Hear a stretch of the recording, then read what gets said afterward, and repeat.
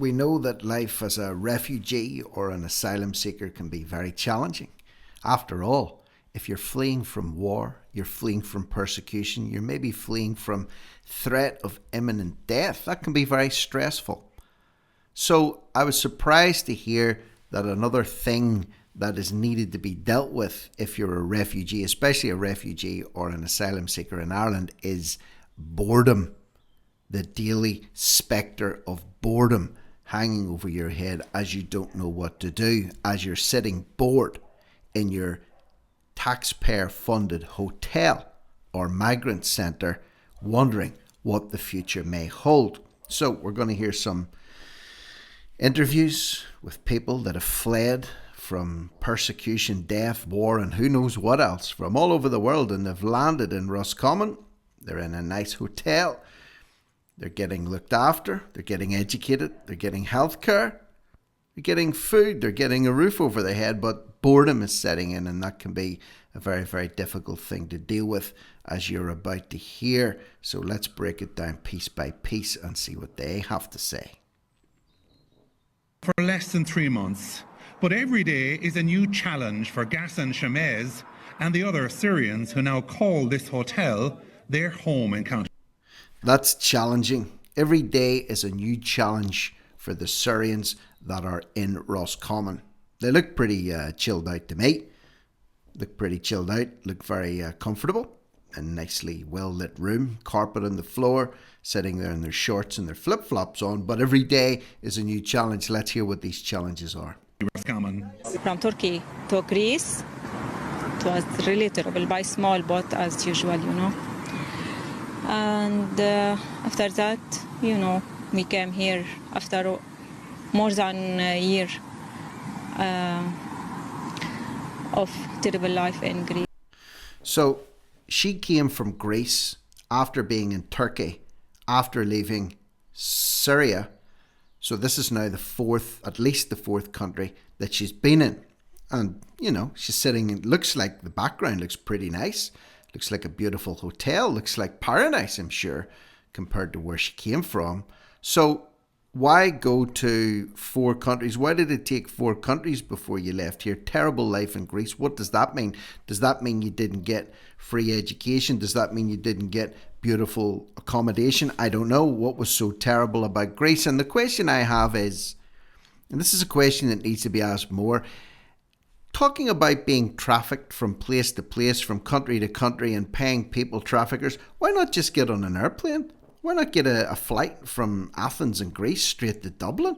Surely that would have been cheaper, and direct would have cost EasyJet. You could have got over here for what, €50, maybe less?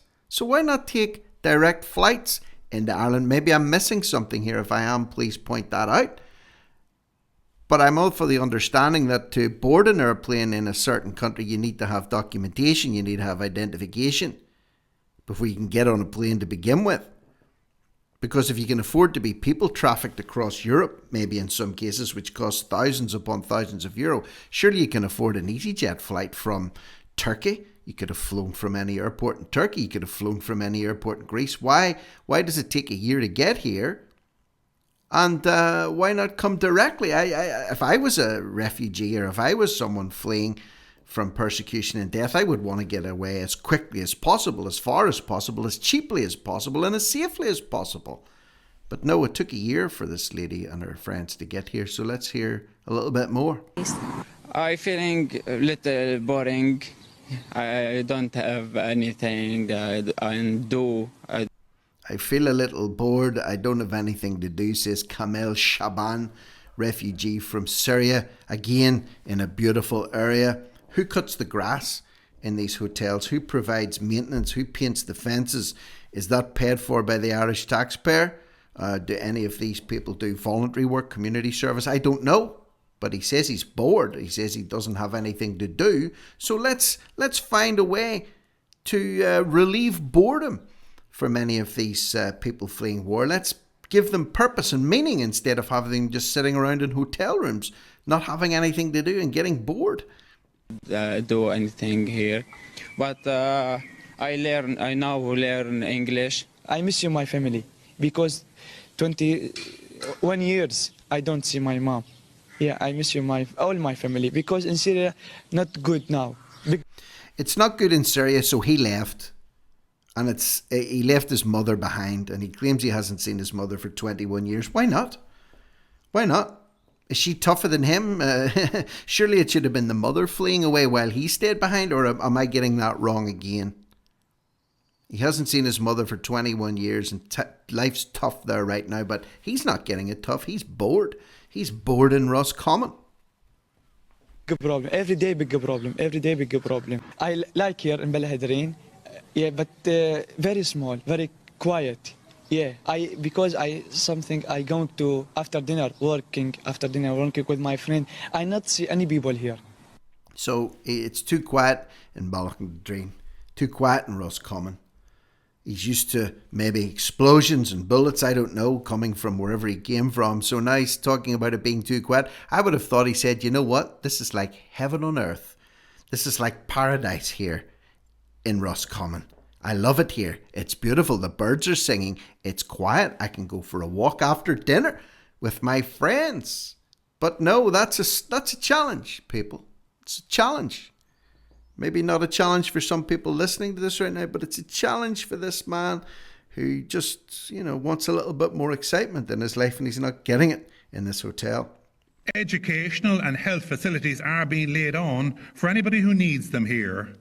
But most just want to go back to Syria or set up their own home here outside of the reception centre.